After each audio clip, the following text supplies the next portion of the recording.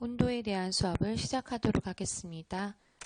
오늘의 학습 목표는 온도의 정의, 온도의 필요성, 분자의 운동과 온도의 관계를 설명할 수 있으면 됩니다.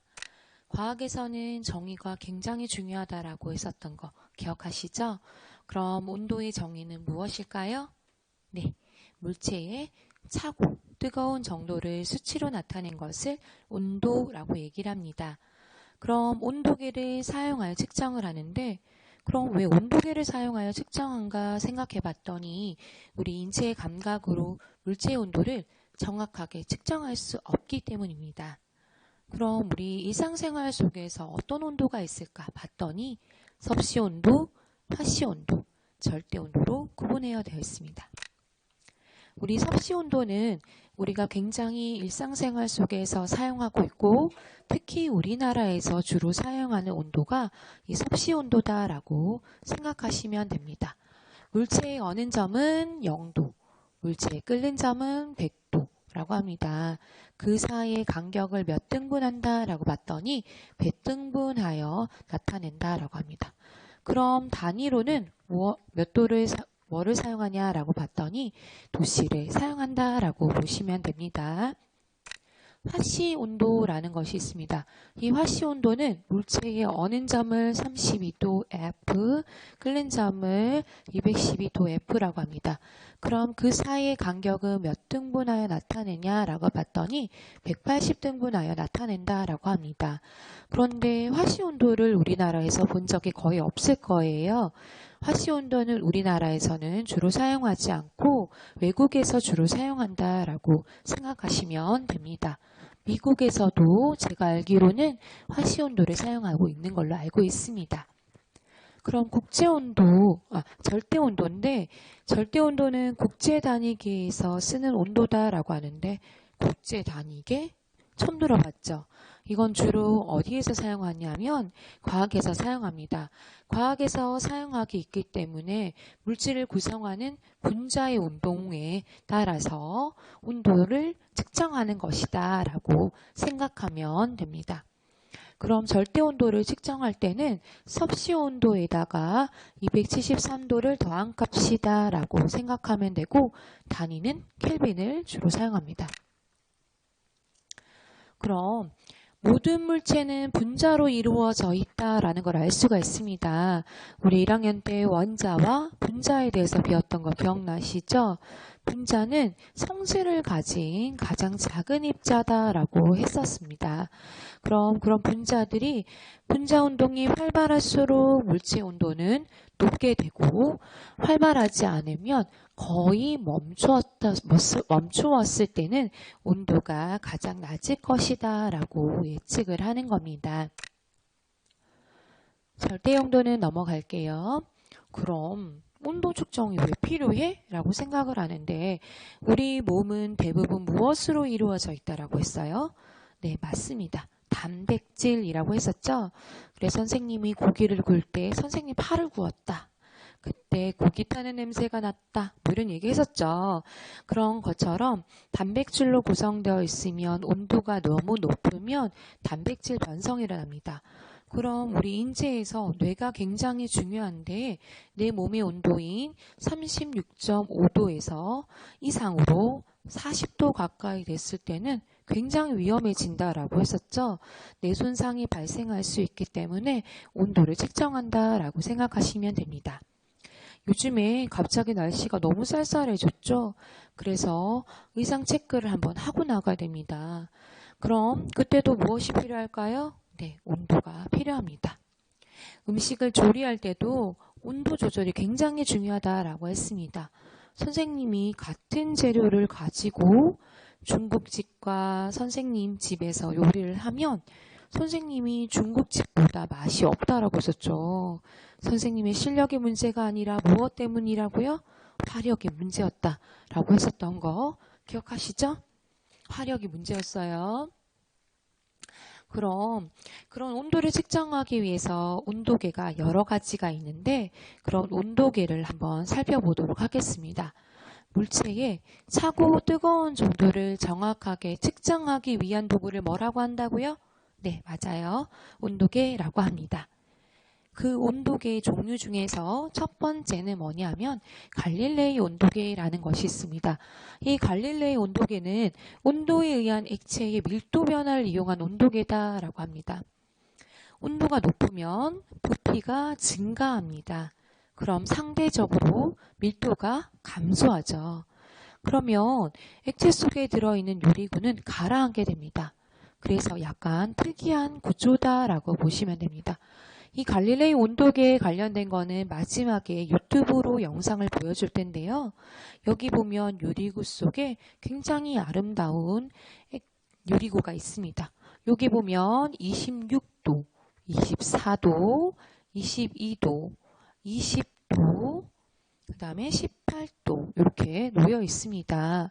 만약에 온도가 높으면 대부분은 위로 올라가는데 이 갈릴레이 온도계는 반대로 어떻게 된다고요? 네, 아래로 가라앉는 모습을 볼 수가 있어서 굉장히 신기한 온도계다라고 생각하시면 됩니다. 우리가 일상생활 속에서 주로 사용하는 온도계는 알코올 온도계입니다. 예전에는 순 온도계도 함께 많이 사용했었지만 요즘에는 순은 절대 사용하지 않습니다.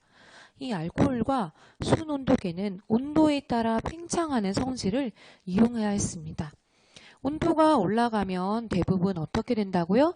부피가 늘어납니다. 그래서 위로 쭉 올라가게 되고 온도가 내려가면 부피가 줄어듭니다. 그래서 아래로 내려가는 이런 구조물로 되어 있다라고 했었습니다.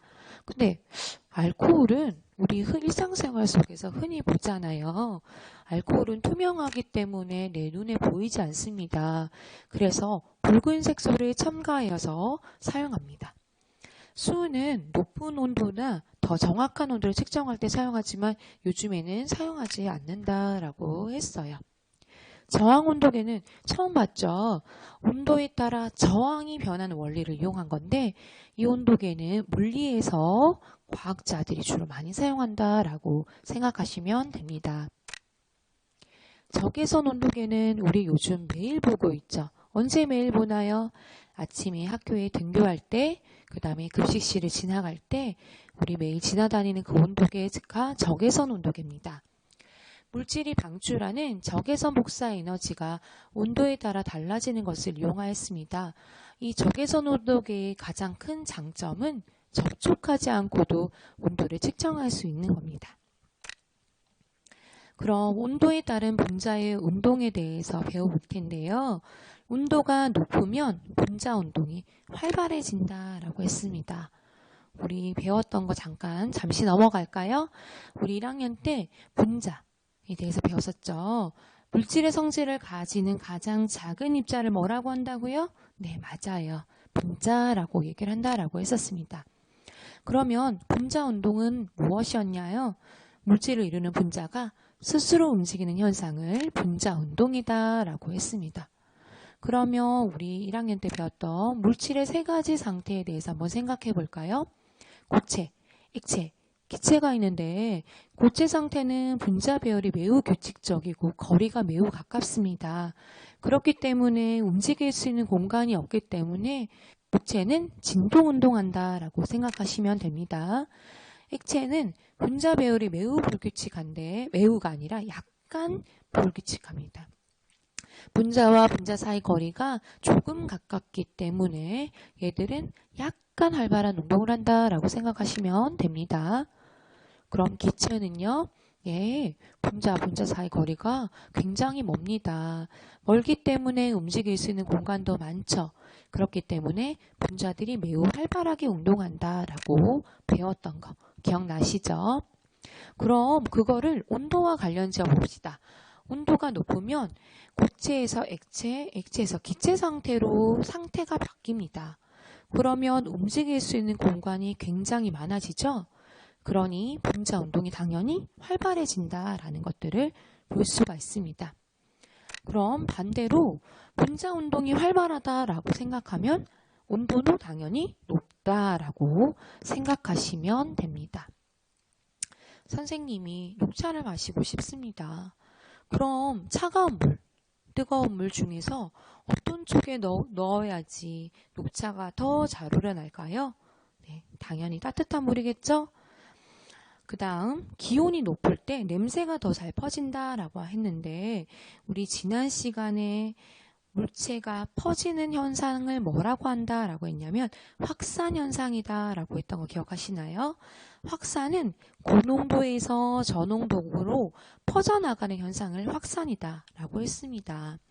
그러면 기온이 높으면 분자 운동이 활발하기 때문에 확산 냄새도 더 잘 퍼진다라는 것들을 알 수가 있겠죠? 그럼 여기까지 우리 온도에 대해서 배웠습니다. 선생님이 나눠준 프린트물은 교과서에 교과서 위편에 잘 붙여주세요. 오늘 마지막 뒤편의 동영상 갈릴레이 온도계 동영상 보고 이번 시간은 마치도록 하겠습니다.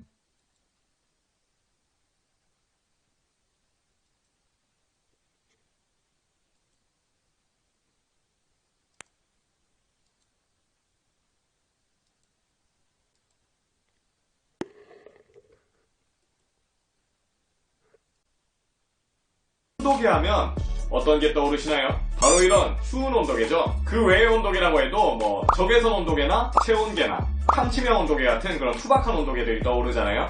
그래서 오늘은 이런 고정관념을 깨줄 세상에서 가장 아름다운 온도계를 소개해드리려고 합니다. 수상한 베이비! 짜잔! 바로 공개하겠습니다. 둔딴딴 둔딴딴 눈부셔! 눈부셔! 눈부셔! 짜잔! 별빛이 내린다. 와, 진짜 예뻐요. 이게 무려 1600년도 초반에 발명된 온도계예요. 눈부셔! 자세히 보면 투명한 액체 안에 이렇게 여러가지 색깔의 구슬 같은 게 떠있어요. 그리고 이 구슬 밑에는 어떤 금속이 있는데 거기엔 온도가 적혀있거든요. 제일 밑에서부터 18도, 20도, 22도, 24도, 26도. 신기한 게 이런 보통 온도계는 온도가 높을수록 올라가고 온도가 낮을수록 내려가잖아요. 그런데 이 온도계는 온도가 높을수록 이 구슬들이 내려가고 온도가 낮을수록 이 구슬들이 올라가요. 그래서 떠있는 구슬 중에 가장 아래에 있는 거를 읽으면은 지금 온도예요. 지금 보면은 지금 온도가 22도인 거죠. 근데 이 온도계가 정확한 온도는 구하지 못해요. 물론 더 상세하게 재려면은 이 온도계도 커져야 되고 구슬도 더 많이 들어있으면 되는데 그럴수록 비싸지더라고요. 다 돈이야. 무죄! 그럼 일단 이 온도에 따라 이 온도계가 변하는 모습을 한번 보여드릴게요. 나랑 결혼해줄래? 어느 세월에 너무 느리니까 그냥 따뜻한 물에 담궈 보겠습니다. 이제 변화를 한번 보시죠. 보이시나요? 18도, 20도도 지금 20도 이상으로 올라가서 20도 다음에 바로 22도도 내려가고 온도가 계속 올라갈수록 내려가고 있어요. 구슬들이 22도도 완전 내려갔고 24도도 지금 내려가고 있어요. 이렇게 차근차근 내려가는 거 보이죠? 26도까지 완전히 내려오고 있습니다. 이렇게 완전히 다 내려왔어요. 그럼 바로 차가운 물에 한번 넣어보겠습니다. 와, 올라온다. 오, 올라온다. 다 올라왔습니다. 신기하죠? 이 아름다운 온도계의 이름은 바로 갈릴레이 온도계입니다.